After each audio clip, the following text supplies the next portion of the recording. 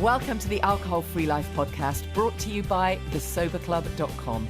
I'm Janey Grace. This is for you if you've quit the booze or you'd like to, or maybe you're just sober curious. I'll bring you tips and motivation without any judgment, and there'll be inspiration from experts, quit-lit authors, and sober heroes.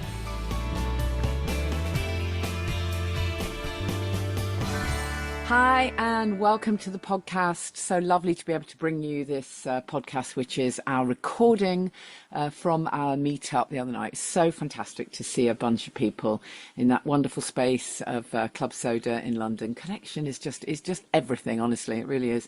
And it was lovely to see a few people who I'd not connected with before. I don't think they're Sober Club members. I guess they're podcast listeners, but they just rocked up to that event. And it's very brave when people do that. I remember the very first time I went along to a sober meetup. I was so nervous. I kind of walked around the car park for 20 minutes first, trying to get brave enough.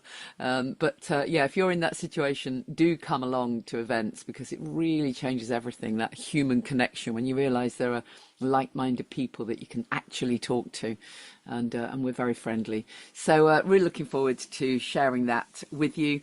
Just a quick mention that while we're on connection, that we do have a couple of events next weekend. If you can get to Hertfordshire, it doesn't matter if it's last minute, we still have some space. So Saturday the 20th of April, it's our vision board day. It's an empowering day where we look at what you want for the future. So it doesn't matter what stage you're at in terms of sobriety. You can do a vision board for your business, for your health and well-being, for the holidays you want, for any aspect of your life, really. But we'll be doing all of that stuff. And usually those kind of days are really, really empowering, and people leave feeling like they've got a plan and feeling really optimistic about the future. So that's next Saturday in Hertfordshire, our empowering vision board workshop day.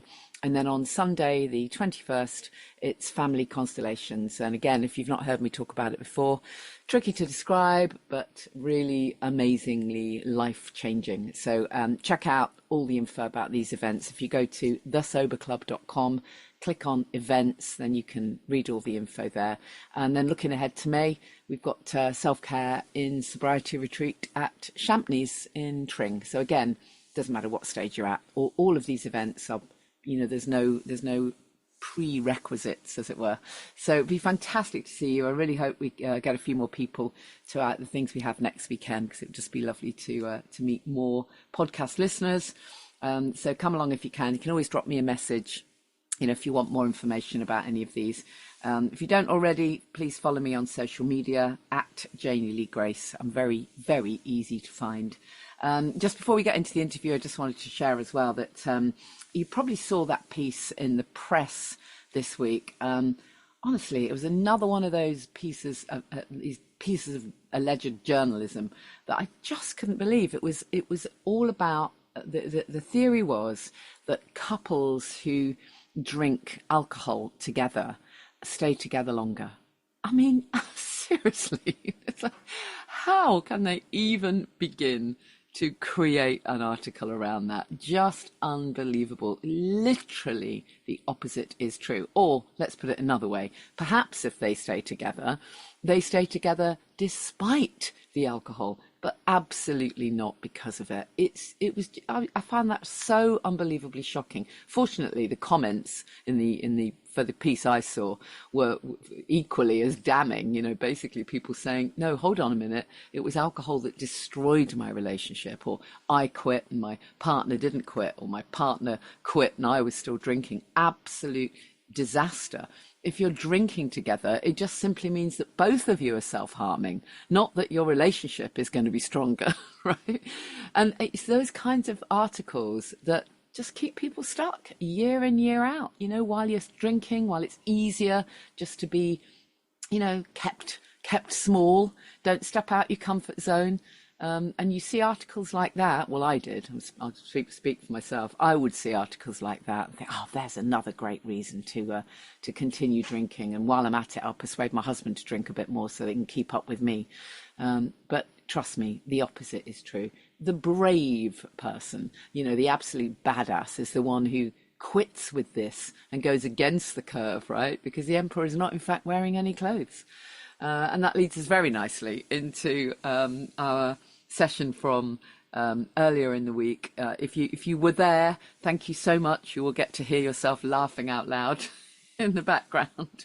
A huge thank you to Michael for being such an amazing guest. And we will do another one of these podcast meetups at some point, so feel free to register your interest if you'd like to come along. It's such a fantastic way of just connection and meeting up in a really lovely environment. And as I say, check out the events next weekend. If you're not yet a Sober Club member, just a little plug, it is a fantastic community. It's very low cost. There is so much value within our community. I'm very fortunate. I've got a lot of amazing experts who've contributed their time. So you really can dig deep into pretty much all aspects of health and well-being. It's about so much more than not drinking. I found myself saying that quite a lot this week, because I've had a couple of conversations with people around coaching. As you know, I train people to be holistic sober coaches. We've got another course coming up soon. And one of the things that, I have to kind of make super, super clear is that the training courses that I offer and the work that I do with coaching is not just, in inverted commas, about encouraging people to stop drinking, taking them through a short challenge or whatever and convincing them that alcohol is not a good idea. Of course we do that. That underpins it all. But it's so much more than that. And that's when the magic happens, when you grasp that, hold on a minute, that's just step one. That's just laying the foundations. That has to come under everything. But it's about creating that life that you don't have to escape from, that you don't want to escape from. And that becomes possible when you stop drinking. When you stop drinking, it becomes possible to start to layer on other things, to become open to other possibilities of being healthy, of eating well, of finding your purpose, of doing something creative, of just being literally a nicer person, kinder person. I swear to God, sober people are so much more kind. I think it's just about the compassion, really. Maybe it's just that we feel so much compassion because we know what we've had to go through, right? So you tend to find that when you make friends within this community, people are very, very supportive. And that's how it is within the Sober Club. There is such a supportive community. We become cheerleaders for each other. So it really doesn't matter if you're day one or you're thinking about stopping drinking, or if you've been stopped for 10 years, 12 years, 15 years, it doesn't matter. There's always something else, isn't there? There's always another layer that we want to look at, another aspect of well-being. And that's really what we focus on. It's the everything else. So anyways, check it out if you haven't already. It's thesoberclub.com. And now, enjoy. So, welcome everybody to the Alcohol Free Life podcast at Club Soda. Yay! Audience participation. It's just fantastic to be in this space. Anybody here for the first time? A few of you? Yeah? Amazing. So, you're probably counting all the incredible drinks that you're going to be able to sample. It really is a game changer, isn't it, to be somewhere like this. It's just great. So I'm absolutely delighted that my guest is Michael Sargard. He is happy without the hooch. I am most of the time. Yeah, I am definitely happier than I used to be.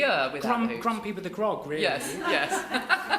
Grumpy with the grog. Now I'm going to share, Michael, how we first met. Yeah. And then we'll get into some stuff about your life and all the stuff that you do. So, I think I saw something of you were doing bits and pieces on social media, I think, or you contacted me. I did. And we met for a coffee. Yep. And we were having a little chat about the fact that you stopped drinking and you were putting some social events on. You really wanted to put some social bits and bobs on. So we'll talk more about that in a moment. But the bit I wanted to share is that I said to you, well, maybe at some point you could come on the podcast and talk about some of the social events. And you said, how do I find podcasts? that is true. It's like, what's a podcast? I knew that podcasts existed. Look at you now. I mean, overtaken me in Instagram numbers and all of that. No. But, don't worry about that. But, yeah, I knew that podcasts existed. Oh, you did? And I knew that somehow people got music without buying CDs. Yeah. I'd never worked out how to do it, and so once I worked out how to find a podcast, I found there was music there as well. Yeah, yes. I've got at least 3 songs on my phone now. I'm a pro. Exactly. So, tell us a bit about those days then. Well, in fact, before we do that, tell us a bit about your background then, and you've already given us an indication that there are perhaps some memories that you'd rather forget. So we don't necessarily have to dig deep into all of them, but give us a little bit of potted history. Well, luckily, most of the memories I'd like to forget, I don't actually have memories of. I've heard them sort of second-hand. Yeah. But I didn't really drink at all in my teens, until my late teens. I was mischievous, but like my family didn't really drink. My dad, I've never seen him drunk. He might have like a bitter shandy with a ploughman's if he's going for a walk, that sort of thing. But he doesn't like alcohol, and so it was never really ingrained in me. And then when I was 17, I remember nicking a bottle of wine from the shed on New Year's Eve to take to my friend's New Year's Eve party. I say party, I think there was about 4 of us there, and at the vicar's house. And they didn't want to share it, so I just drank the whole lot and vomited. And I thought, that's good, let's do that again. And yeah, I found that I really liked it. I seemed to like it more than other people. And then I got a bar job when I was, I was working in the kitchen when I was 17. When I was 18, allowed to work behind the bar. I'd work behind the bar and people would buy you a pint. So at the end of your shift, you'd have about 3 or 4 pints to drink. And I remember one day I wasn't working and I'd already spent all my money on booze, because if I wasn't working behind the bar, I was spending my money behind the same bar. I lived in a little village. And I thought, it was a Saturday night, so I can't stay in tonight and watch Noel's house party with my parents. I've had it with Blobby. And I was really itching for a drink, but I had already spent my money. I had no money. And I was frantic. I was like lifting up the cushions on the sofa, just looking for coins to see if I could scrape enough together for a pint. And I found a few, but not enough. And then I lived opposite a shop, so I thought, well, maybe somebody's dropped some change near the shop. And I was walking up and down the street, just looking for pennies.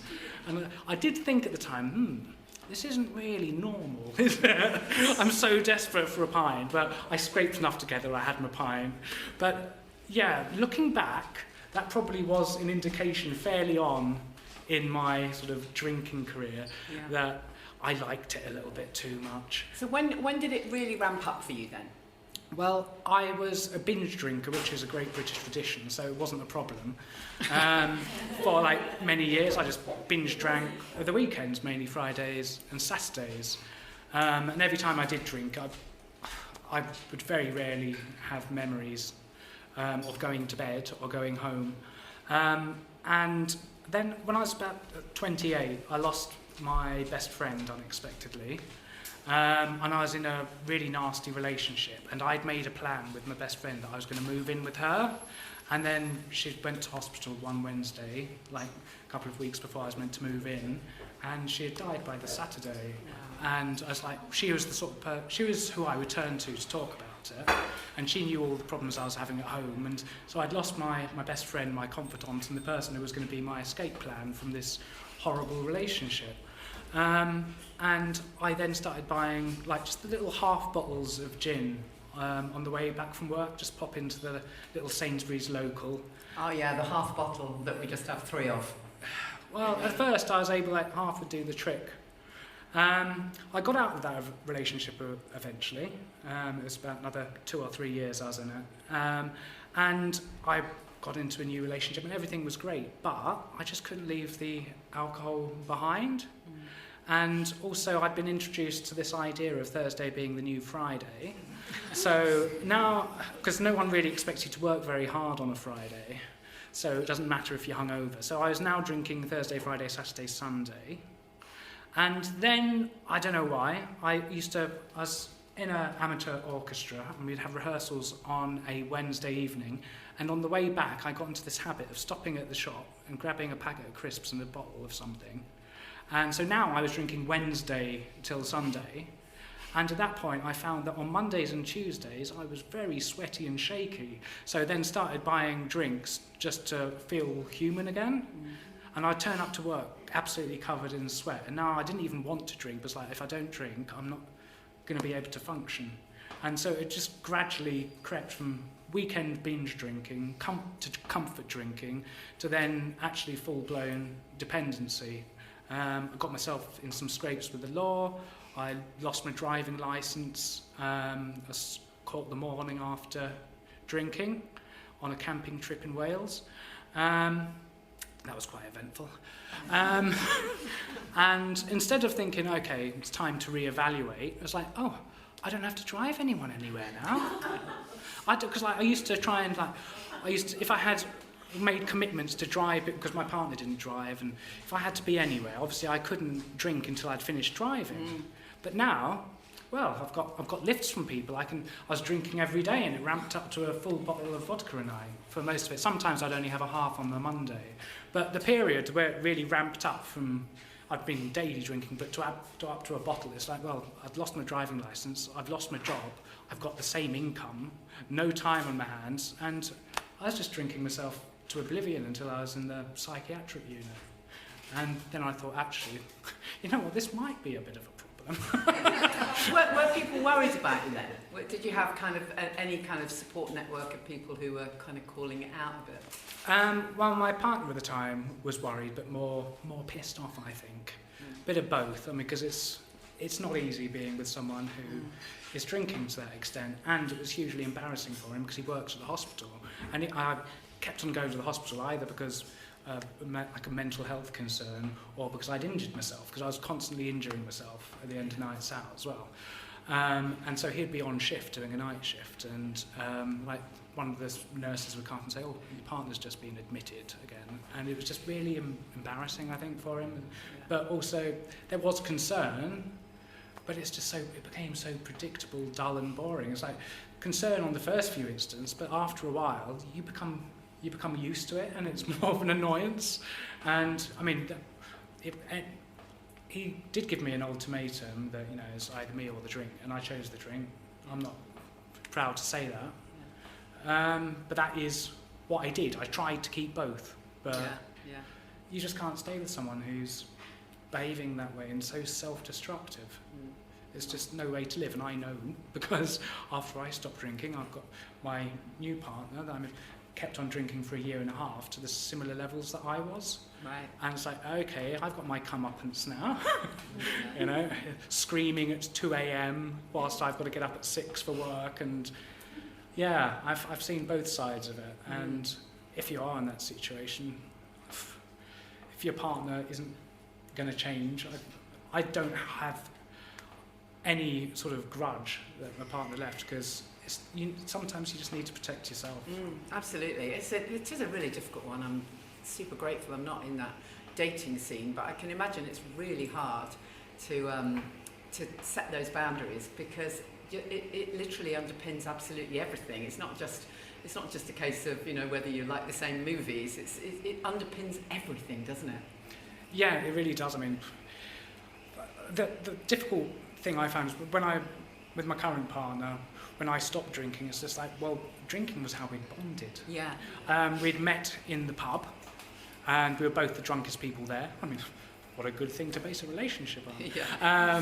I remember one evening, we went round just trying to find a pub to go into, and we ended up giving up because either I or he was barred from the pub. And so between us, we ended up just going to the off licence and going back home, because we couldn't find a pub that we weren't like mutually not barred from. Yeah. And then when I stopped drinking, every now and then he'd have an attempt, but as soon as it was like payday, it was back to square one for about 16 months. Actually, it was 16.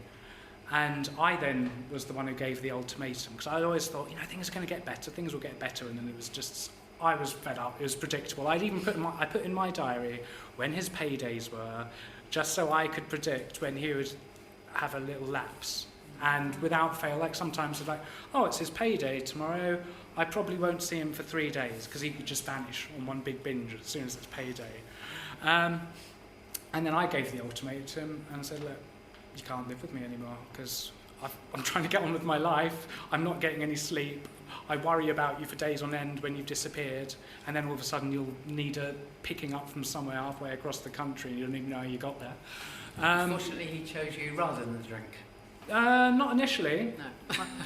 No. No, I didn't give him much choice. I booted him out. I said, look, you can't live with me anymore. Like, you've got to go elsewhere. And I felt terrible because it meant he ended up going to the homeless hostel. And I was thinking, oh God, this is going to go one or two ways. Either he's going to have some sort of epiphany, or he's going to start taking crack and heroin as well. Because, I've seen that. I used to live near the homeless hostel, and I know, the clients that go there. And at first he started drinking with them at 10 in the morning, but after a couple of weeks, when they were saying, oh, do you want to come out, we're going to get some heroin, he was like, I don't want to go the same way as everybody else, because they ended up on the streets again. Yeah. And he's now not drunk for about 18 months. Amazing. So, and he got moved on to accommodation because he has mental health needs, and he's got a nicer flat than me, but it's owned by Mind, and he gets like support, and now he's about to move out of there and get back into work, and he's just a completely different person. I mean, as a drunk person, he was the loudest, most extroverted and irritating person in the room. He would be absolutely outrageous, and he's actually just a quiet introvert. It is interesting, actually, that well, I mean, number one, we don't make enough of a connection between mental health issues and alcohol. I mean, it's just not spoken about, is it really? Nowhere near enough. I mean, I'm not trying to say that absolutely all mental health issues are caused by alcohol. That would be ridiculous. But alcohol exacerbates everything that's going on. So the link is absolutely massive, and it's just not looked at enough. And so many people, when they do stop drinking, find that they are, as you say, they're actually quite introvert. It is really fascinating how they recognise they're a different person. It's a cycle that sort of fuels itself, I think. So if you've got poor mental health, you might look to alcohol for relief. It's perfectly legal, and it's a very effective and powerful drug that just happens to be legal for historic and cultural reasons, not because it's safe, but because we've done it for so long. And any political party that suggested, I think I'm going to get rid of alcohol, well, they're not going to win an election, are they? So it's only by accident of history that alcohol is legal and not a Class A drug, really. Exactly. And in other countries, it might be actually they don't drink alcohol, but weed. Yeah. We might look down and frown upon it, but it's the same thing. It's all the same thing. It's a drug that you're using to change the way you feel. Yeah. And although lots of people drink and not affect their mental health, I've never found someone who drinks to excess and thought, you know what, they're a terrible drunk but excellent mental health. Yeah. It just doesn't happen, does it? No, it really doesn't. So how did you get out of the trap? When did you get the kind of wake-up call and decide it was time to change? I had a series of like rock bottoms that got a little bit lower each time. And then it was just before lockdown in 2020 that I'd been in the psychiatric unit. I hadn't been sectioned at that time, but I thought, you know what, I really need to stop doing this, because what would happen is I'd come back really drunk, and then I'd have this massive depressive episode, either that night, it was the morning, before I went to bed, or after I woke up, and then I'd start overdosing on whatever tablets were around. My partner was a nurse and always stocked up on different things, and I would just find myself overdosing. I really just wanted to die. And then I had one sort of drinking session that lasted far too long and cost hundreds of pounds. I was just lying on a sofa sweating for 2 days, and I couldn't eat. I couldn't even have the telly on because it was just too much of a disturbance. And I just got up, drank water, urinated, lay on the sofa, sweating for 2 days, and I thought, nah, this is, I think we're done here. And I'd had a friend in a similar situation who'd said to me that they'd been sectioned and had a bad relationship with alcohol, and he said, I just want to die or have a real stab at living. And I thought, oh my God, they're like polar opposites. And it's that little word, Which one shall I choose? It's like, actually, maybe before I keep on overdosing, maybe I should have a real stab at living, see how that goes first. If it doesn't work out, I can always go back to the dying bit. And I then just stopped. I got some help from a local drug and alcohol centre, which I now work for. And I did a detox, like a home detox. So you have to check in every day and you take medication that helps with the dangerous withdrawal symptoms that you get if you're dependent. And then I decided that I was going to move in with my parents for a bit. This is because the temptation, living at home on my own, lonely, just with the cats, and within a 20-minute walk of 3 24-hour off licences, it was just too much, and I knew I'd end up going down to the pub or I'd take a phone call from someone. And my parents, as I said, don't drink anyway, live out in the sticks. So I thought, I'll probably have more success if I'm serious about it, if I go and stay with them. And I hadn't stayed with them for more than 2 days since I was a teenager. And all of a sudden, I've gone there. I was thinking maybe a couple of weeks, that should be enough to sort the life out. And then after a few days, we were in lockdown. So do you mind if I stay here a little bit longer? Because apparently lockdown might go on for 3 weeks. Just flatten the curve, eh? Exactly. Don't get me started. We've been told not to go outside for 3 weeks now. So, and I ended up there for 3 months, and then moved out and back into my flat and started doing anything to occupy my time. Like a lot of people, you just start painting things for no reason. I decorated my flat and it was so bloody boring. It was like, it's nice that it's done, but it's still not as fun as going to the pub. I learnt how to tile. Tile the kitchen. Always work for you. But in those sort of relatively early days of sobriety, you had this real sense that you really wanted to put together social events, didn't you? Because I know that was a conversation that you and I had, because, you know, you're saying that there's lots of people that they still want to go out and meet people, but where do they go? What do they do? And that was, you had a real heart for trying to bring people together in some kind of social way. I did. I think I'd had enough of the painting. I can understand that. It was, when I got in contact with you, it was about, I'd been sober for 6 months. And my life felt very empty. Part of that was because I wasn't drinking. The other part was we were in lockdown. So it was hard for me to tell what part of this massive emptiness I feel is because there's not alcohol and what part is because we're all told to lock ourselves inside. But I really missed human connection. And so I thought, okay, I'd love to go out and meet people again, but I scoured my local town of Southend-on-Sea to see what there was to do that wasn't centred around alcohol. I didn't even want to be the same room as it yet. And it's like, okay, there's the cinema. And that was it. It's like, well, that's not really socialising, isn't it? Sitting in a room silently next to someone. So I thought, well, if there's nothing, maybe I can put on a little event myself. I found a little there's a disused unit that was like a pop-up that you could rent out.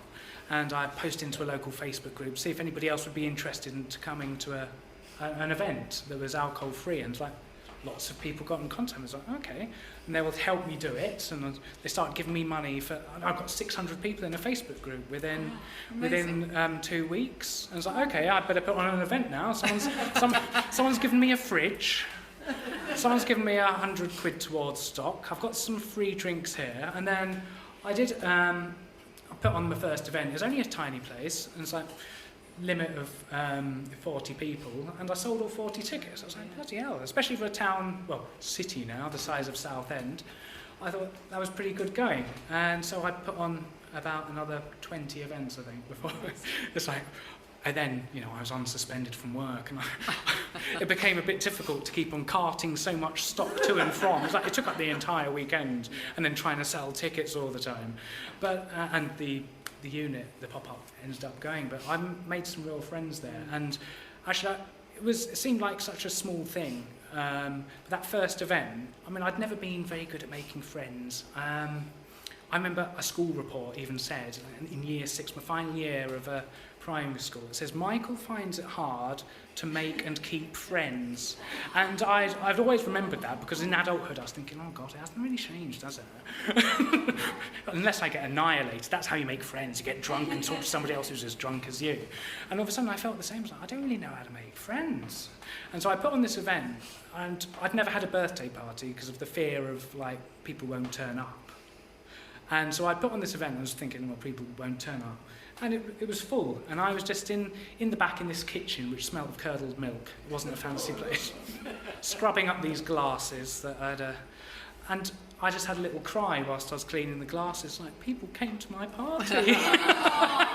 And they're having a good time, and there's no booze here. It can be done. It is amazing, isn't it? It's just that power of connection, because completely disparate people with nothing really much in common, other than they've made this decision to choose not to drink. But that's huge. That little piece of connection is amazing. Yeah, I think I knew about 5 people who came to my little party, and the rest I didn't know. And I'm still in contact with a lot of them, and formed friendships, and obviously put on quite a few events since then.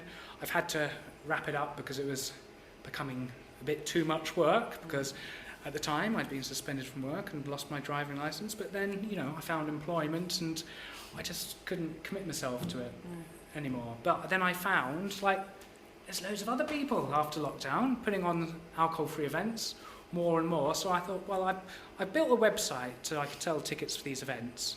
Why don't I just repurpose it, and I can help publicise any other alcohol-free events and get groups to attend others. And it's lovely because I don't have to pour drinks and cart things around and wash the glasses, and I can just sit there and be a participant now, but also get a group of friends who I've met through, mainly online, through the sort of sober community. Like later, well, in May, we're going to go to the Alcohol-Free Comedy Club in Bethnal Green. I like to go to each of their events. It's brilliant. Yeah, that sounds great. I definitely want to do that. I just get a table every time now, because having known nobody who doesn't drink, I now know lots of people. Exactly. And it's like, I'll just get a table and we'll fill it up. Yeah. Tell us a bit about those early weeks and months then. How did your friendships change? I mean, I know you're not very good at making friends, but the ones you did have, did they fall away? Did you know, what was it like? I had got to the point where I had driven most of my friends away. Right. The only people who would tolerate me when I was drunk were people who were as drunk as I was. Yeah. Anybody else would just walk away and think, oh, bloody hell, look at that mess. Yeah. And so the friendships I had were based on us being forgiving of each other's behaviour. Right. It's like, oh, I need someone who's very forgiving because I need to be forgiven a lot. I need to be forgiven every time I've drunk. Yeah. And so I would forgive anybody else's awful behaviour because that meant that they would forgive me. And so my friendships weren't particularly good. I mean, the person I spent the most time with would get drunk and beat me up, or I'd be in hospital. And then I'd forgive him because, like, he's forgiven me for whatever I said to him that led him to decide he was going to smash my head against the wall. But, you know, I've had stitches and passed out and things, and I'd still just go out with him. Because that's what friendship had become. It had become someone to drink with who could be forgiving of my behaviour. So I decided actually I needed better than that.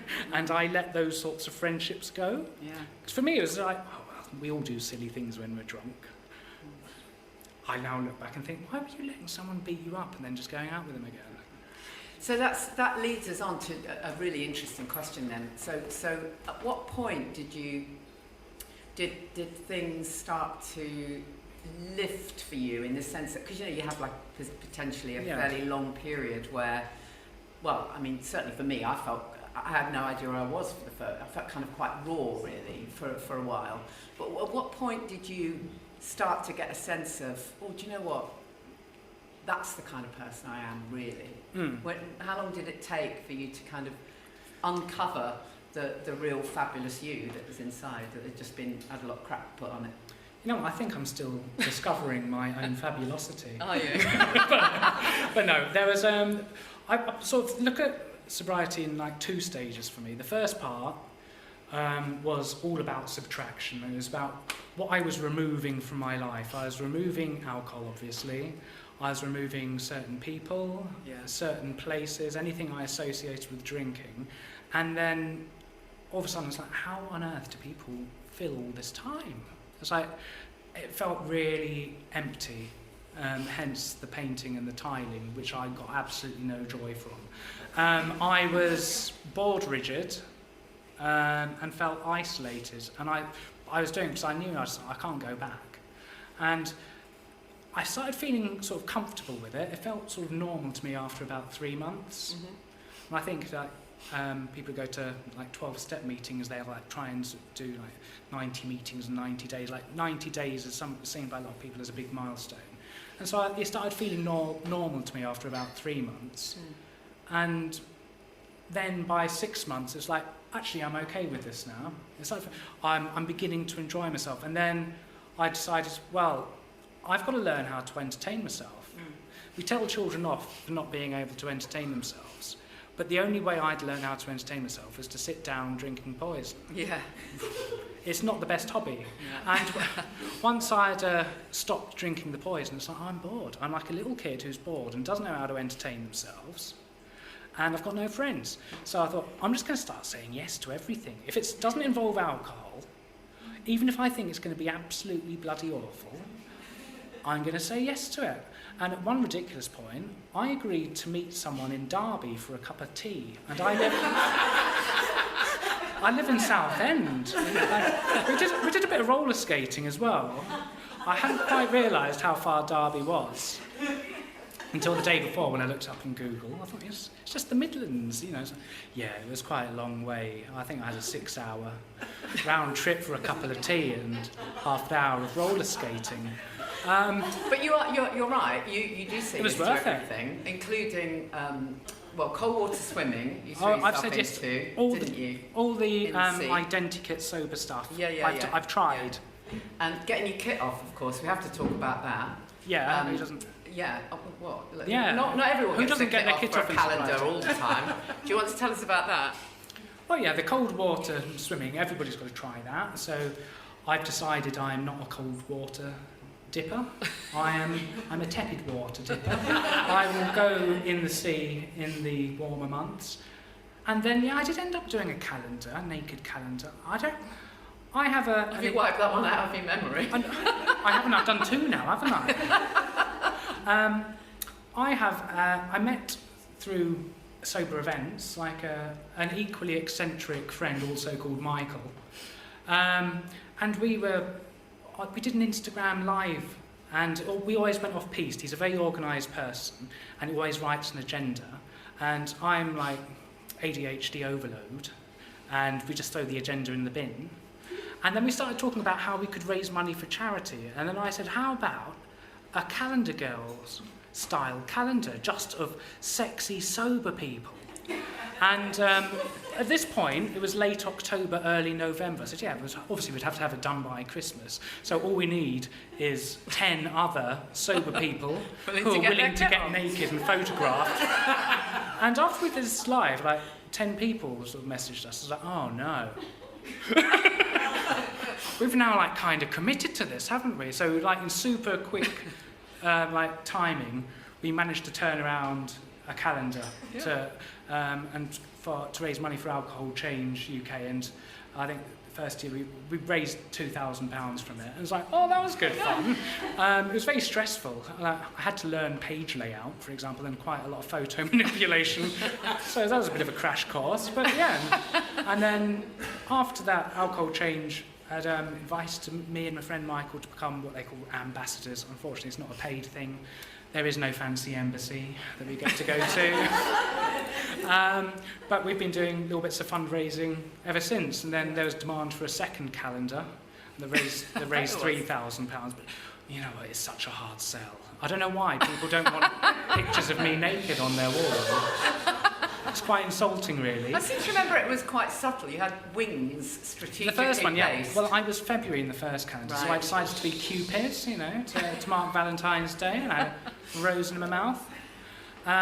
This year, we'd drawn December, so I was a naked Santa. My friend Michael was an elf. We got naked in the woods. It was quite scary because I was expecting a dog walker. to come past at any point. So we went deep into the scrub. My partner was the cameraman. I had a stocking strategically placed over the naughty bits. Although it wouldn't stay on. So I needed a fluffer. And then it stayed for the all-important shoot. And also, I know that the sober legend that is Andy Ramage, that's where he does his morning walks. I thought you were going to say he got his kit off as well. No, I was thinking, what if Andy Ramage sort of walks? But no, it was actually a brilliant day because I felt like we were being really naughty. I used to enjoy doing naughty, outrageous, potentially illegal things when I was drinking. It was half the fun of it. It's even more fun if you do it sober. That's proper badass. Anybody can break the law and be naughty drunk. I mean, that's what the drink's for. But if you can do it sober... Exactly.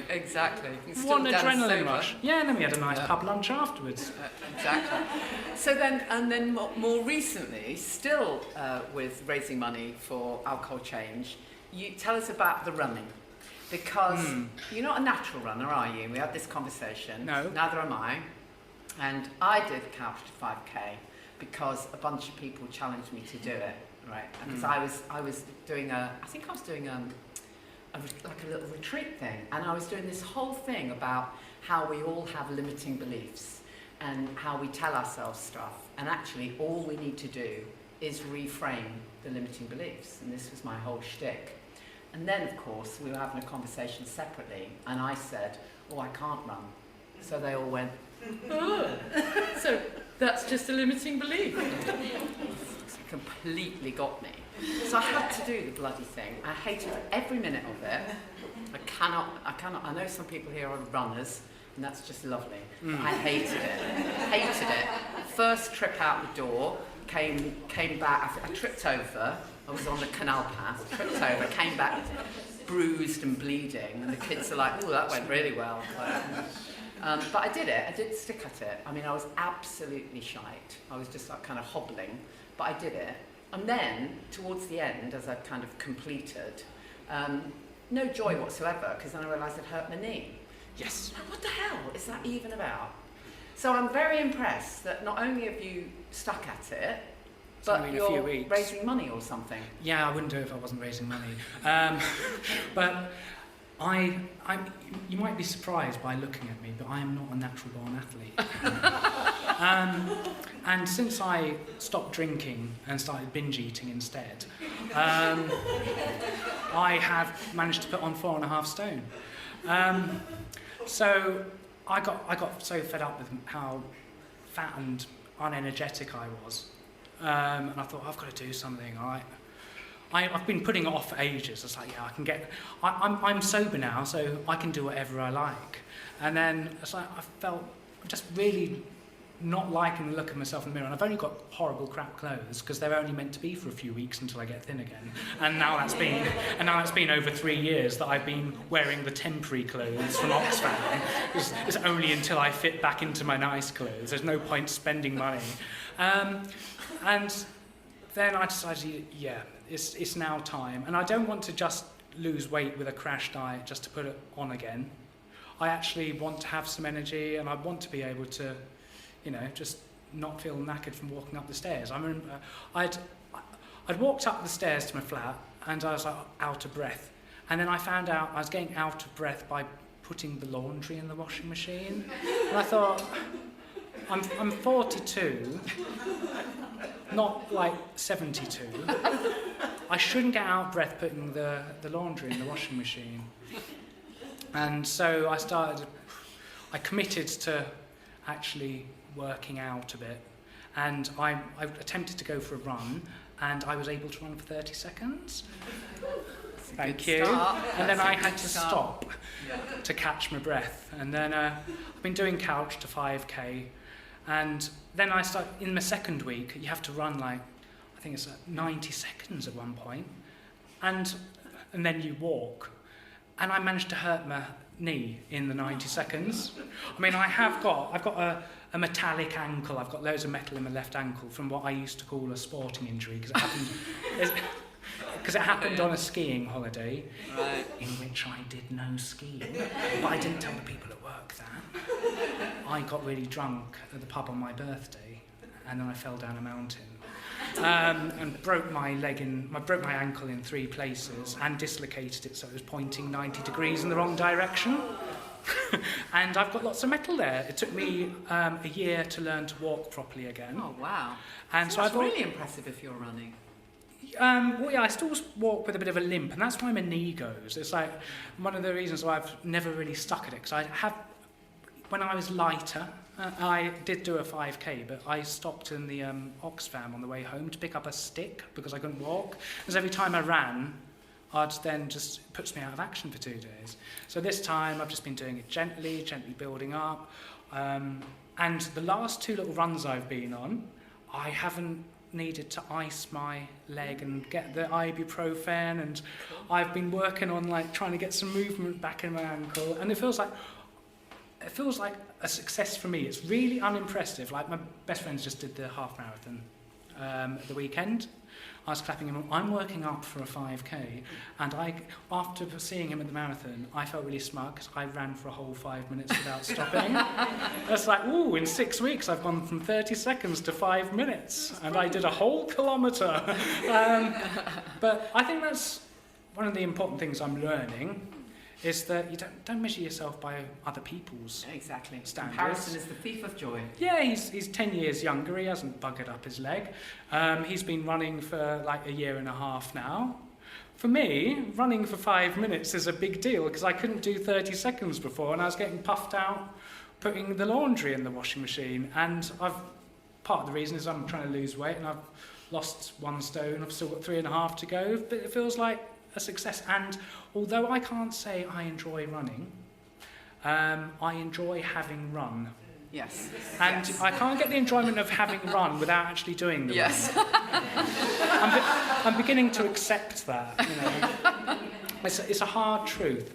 But it's just, I've also learned that since ditching the booze, if you want to have fun, you actually have to put some effort in. And that was a new concept as well. Because drinking was lazy fun. You can do it sitting down and just trick your brain into releasing chemicals that make you feel like you're having fun, while actually what you're doing is bloody boring. All you have to do is be sober and watch someone who's drunk and think, what are they doing? Is that actually fun? What they are doing? No, it's not. So yeah, having fun and getting a buzz actually takes effort, and that sucks. Yeah. But it's always worth it. So you have your actual 5k coming up. Are you actually? Oh, it's in May, yeah. Okay, so just give a plug for the alcohol change thing that you're doing. What can people do? Well, Alcohol Change has a campaign called Sober Spring, which is, it challenges people to not drink for 3 months, between the months of March and May. That is 3 months, yeah. So it's like a longer version of their dry January. Sometimes people do dry January, they might drink a bit during the February and then think, actually, I want to give it another go, but maybe for even longer. And so Sober Spring is your perfect opportunity. And one of the things they encourage you to do is, if you want to do fundraising, is do a 5 or 10k at some point during those 3 months. So I was like, yeah, well, this would be another thing to aim for, something to look forward to. So I'm going to be at the end of May it was just going to be me, just doing a 5k in Epping Forest, and then my friend who sits on the half marathon said, oh yeah, I'll come along with you. And then I've had another 3 people say, can I come? I was like, okay, we're all going to do a 5k and breakfast, and just at the same time raise a bit of money for them. So how can people sponsor you or whatever they have to do? I have a Just Giving page, which is linked on my Instagram account. We'll My Instagram's, show I'm notes. happy without the hooch. Or you can just type in my name, Michael Sargard, Just Giving, and the page will come up on Google. And yeah, I just set myself a modest, I thought, I'll set myself a target of £500, and I think I'm about £463 now. So if I can get £100 per kilometre, that would be brilliant, especially because my best friend Michael, who's just done the half marathon, is now doing the marathon and the 5k. So he's doing 39 miles, Wow. and he's raised £1,100, which is very good, but It's not £100 per kilometre, is it? I'm bigging it up, and I'm not calling it a 5k because that makes it sound like it's not very impressive. I'm calling it my 5 million millimetre challenge. So yeah, I'm doing my 5 million millimetre challenge, and if you want to sponsor me, the money goes to Alcohol Change. We're on a mission to eradicate alcohol harm in the UK. They're the people behind Dry January. Then please feel free to sponsor me. Great. Well, we'll definitely put that link in the notes. So, Michael, just give us a little bit of an insight then into some of the fabulous ways that your life has changed. I don't know, some of the highs since you've ditched the booze. I mean, we were talking earlier, I was talking to somebody earlier, and we were saying sober hair. Who knew? Is sober hair a thing? Yeah. Oh, have you not got that one yet? Oh, sorry. What was it meant to come on my chest or something? Tell me about the sober hair. Does it get shiny? It's got greyer, but I am getting older. It's different things for different people. That's why I'm asking what it is for you. Well, so I'm not sure I've got the sober hair. I mean, I'm lucky I've got hair, really.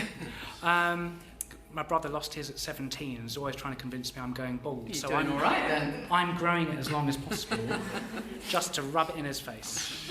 But what have been the joys? The joys. There have been some real ups and downs, but I just enjoy people's company now. I used to meet people to drink, and now I meet them to see them. And I can have as much of a scream at a breakfast with coffee than I ever did in the pub.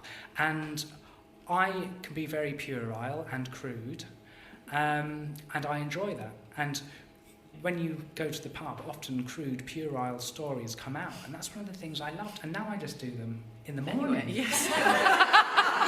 And I find, like, other people who've stopped drinking, they also have this naughty streak. And I met up with a group of fellow non-drinkers in Southend at this rather nice cafe. Which one? It's the Beach Hut. It's on the seafront. You've got a lovely sea view. The food's good. But we got a little bit outrageous. The conversation was filthy, and we managed to clear the cafe. And I felt a bit guilty, but at the same time I thought, yes, get in there. And I got, for the first time in my life, I got chucked out of Wetherspoon sober. And that was because I'd smuggled in some alcohol-free spirit. And I bought my Coke and then put in my alcohol-free spiced rum. And they didn't want me, like, oh no, you can't bring your own drinks here. And I got oiked out of Wetherspoon. I've done some truly atrocious things in Wetherspoons before. I've never been oiked out. And I felt so proud. Yeah, I'm not surprised. I was like, I am a badass. I get chucked out of Wetherspoons sober. You see, still rock and roll. Yeah, I've tried the cold water thing. It's all right. I've done a lot of sober raving. I like to hang out in the smoking area. I've never liked dancing even when I was drunk, but I do like meeting people. I like the people who go to the raves. So I turn up and I've like pushed myself to do a bit of podium dancing, as you do.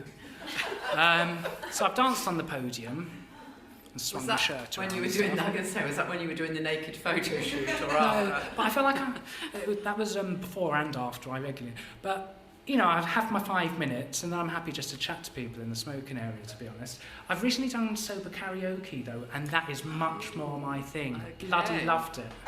Okay, you any good? I did my Bjork number. Did you? I can imagine that. I take it you're talking about it's so quiet. I did, it's so quiet. Brought the house down. We went to this, it was in a bar it wasn't an alcohol-free bar, it was just a standard bar. It was the Thursday before Good Friday, so it was like a weekend. And turned up and it was really quite boring, you know, to begin with. And then all the sober people arrived, and we brought the party. It was dull until the sober people turned up, and luckily there was some bad singing, because there's nothing worse than when the karaoke starts and somebody sings well. I mean, how boring. And nobody else then wants to go up, but there was some terrible singing. And so I did my little Chaz and Dave style Bjork number. Who would have thought those two genres merged so well?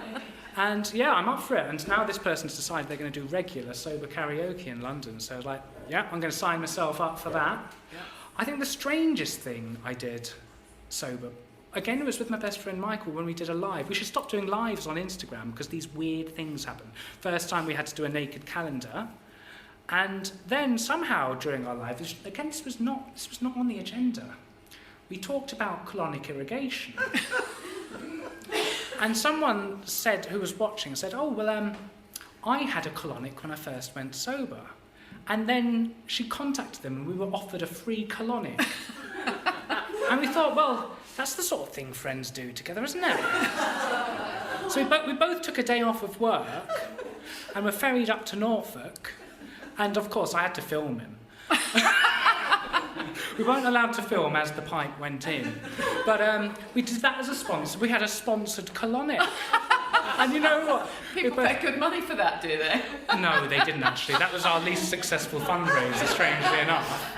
I think we got 100 quid though. Why should we pay for the health of your microbiome? But again, an unexpectedly brilliant day. Yeah. So it was bizarre. And I enjoyed watching him grimace as gallons of water were pumped into him, and you got to see all the stuff going through the tube. There were worms, there was grit. And yeah, another unexpectedly fun day. We had a nice lunch afterwards. So given that you have this thing then of saying yes to everything, I wonder what will be next. I dread to think, but I'm excited. I'm up for anything. Yeah. Well, nearly. So is that your top tip? Do you think? Is that one of your top tips for people who've ditched the booze? We've already said, a lot of stuff has to come out of your life, but it's all about what you add in. Exactly. So I would say, on a serious note, you've really got to add in good food and good nutrition and good mindset. But, I'm guessing you would say, in addition to those basics, say yes to absolutely everything. Exactly. I didn't really know what I liked other than alcohol, and I had lots of preconceived ideas of things that I wouldn't enjoy, but actually found I did enjoy. I mean, there's quite a lot of hippie stuff that goes on. That's a bit too woo for my, it's harmless, but I quite enjoy it. I enjoy a gong bath. Who knew that? Good. Yeah, I like a gong bath now. I would have avoided that. Have you done a cacao ceremony yet? I have not done the cacao ceremony. I was saying only the other day, how have I been sober this long and not done a cacao ceremony? It's almost criminal. Had shamanic healing? No, I have not. I need some suggestions for him, haven't I? Yeah, these should be, because I created my own bingo card, what I called Sober Bingo, and I shared it with my friends, and we were trying to cross off each of them. Like, well, obviously you've got to do, you've got to do the fart in a yoga class. You've got to. That's something that happens to anyone who does yoga. You pass wind, don't you? And so you haven't properly done yoga until you pass wind accidentally in the class. You've got to start a blog. I mean, everybody goes sober at some point, either does a blog or you've got to become a coach, haven't you? Yeah. You do have to become a coach. Definitely, come to me. Again, I mean, I did some stand-up comedy as one of my challenges. That's very impressive. And yeah, well, that was because I found I was so nervous when I first stopped drinking. I didn't realise what an anxious person I was until I started going out in public without alcohol. I was like, oh my God, I've got two options now. I can either hide away for the rest of my life, which does seem quite appealing, or I can try and do something to beat the nerves. And I knew that locally to me there was a comedy school, which is 70 quid for a 10-week course, which is a bargain. And I'd known friends who'd done it, and I'd always thought, there's no way on God's green earth you would find me going on a stage in front of people who have paid and trying to be funny, because that would just be the most awful thing imaginable. And I thought, that is terrifying. Let's do it. So I deliberately did it because I thought it was terrifying, and you don't have to do the performance at the end if you don't want. So I thought I can always back out. But I did it. And I decided I was going to do the performance. And what I thought was really telling was there's some other people who were performing that night who it was also their first time. And before it started, they were looking really sweaty and downing pints to give them Dutch courage. And for the first time in my life, I thought, you know what, I'm okay with this. I had to do my driving test 4 times because I was so nervous that I couldn't keep my legs still on the pedals. And I've had to do public speech stuff for work, and I'd be shaking paper the whole way through. It's just embarrassing. And then after this 10-week course, I just changed the expectations of myself. It's like, I don't have to be funny. All I have to do is survive. If I got there and I don't actually die, then that's a success. Yeah. And so by the time I got there, I thought, the other thing was, I thought, I'm worried about making a fool of myself, whereas I used to make a fool of myself constantly. It would cost you money. It would cost me money, my relationship, my job. I'm worried about not being very funny. So I think I can deal with that. Like, no humiliation is going to be as bad as what I've already done. So as long as I don't die, it's going to be okay. And since then, I don't suffer from nerves and stage fright in the same way. It helped me to conquer that fear and that anxiety. And in a way, I expect less of myself. I always used to have this expectation that if I did something, I had to be very good at it or the best at it, even if it was my first time. And it's just, that attitude prevented me from even trying things, because if I didn't think I could be excellent at it, I wouldn't try it, because then I'd be seen to have failed in some way. But now, I don't mind failing. I enjoy failing. If I don't complete this 5K, I gave it a try and probably had a laugh. So I'm going to give it a go.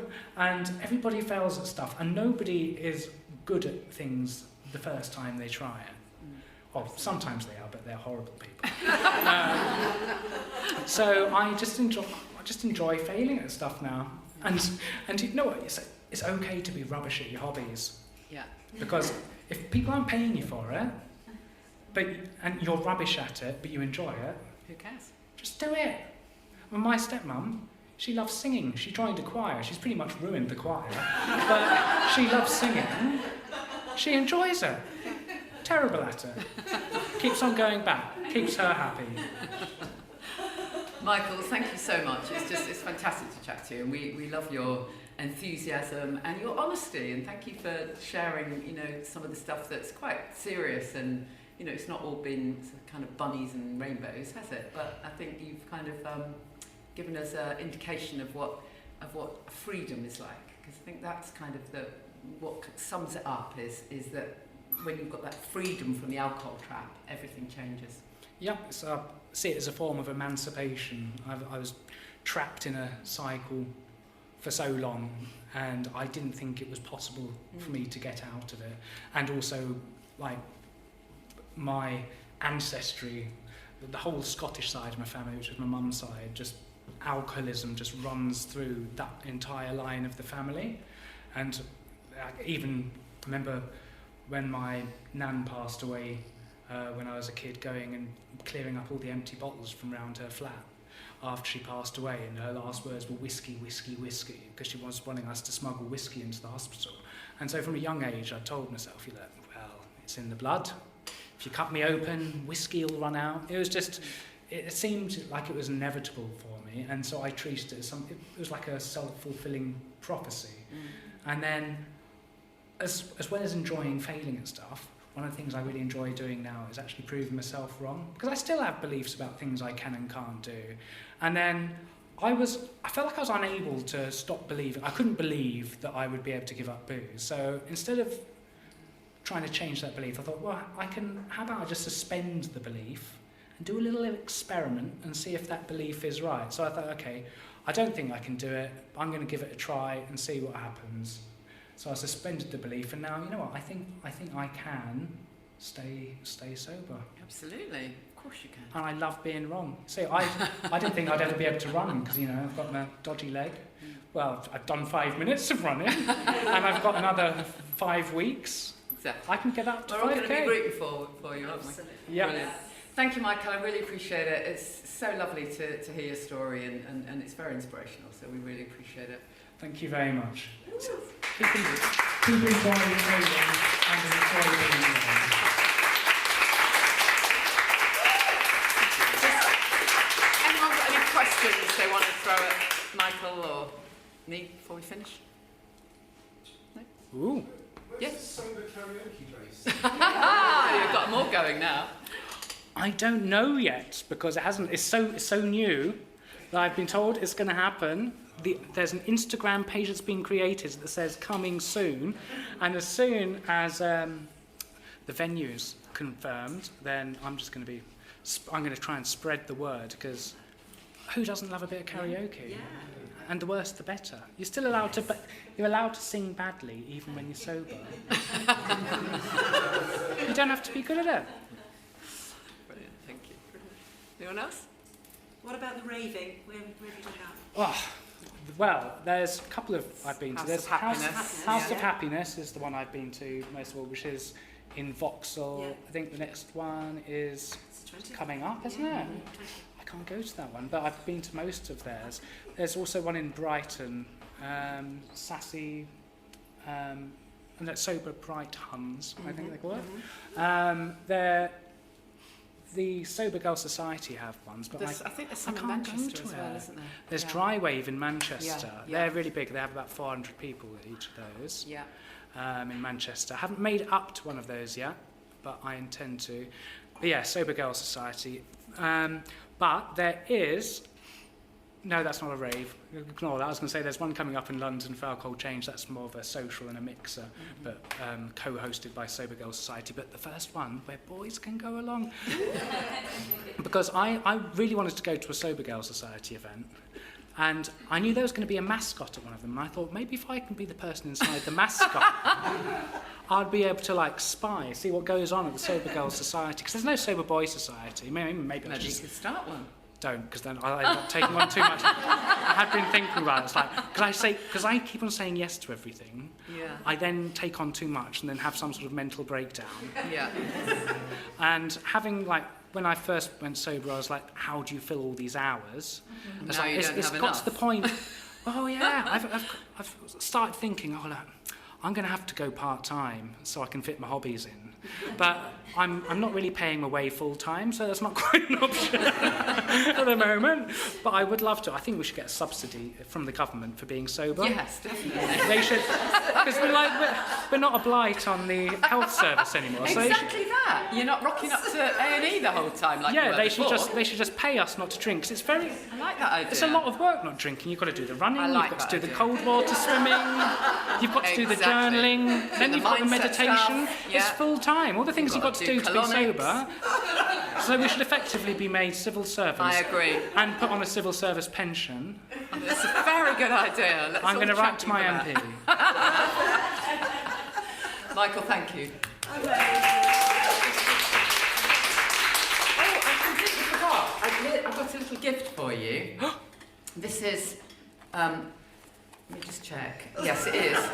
It's don't worry, it's not cannabis. Oh. It's a CBD muscle rub.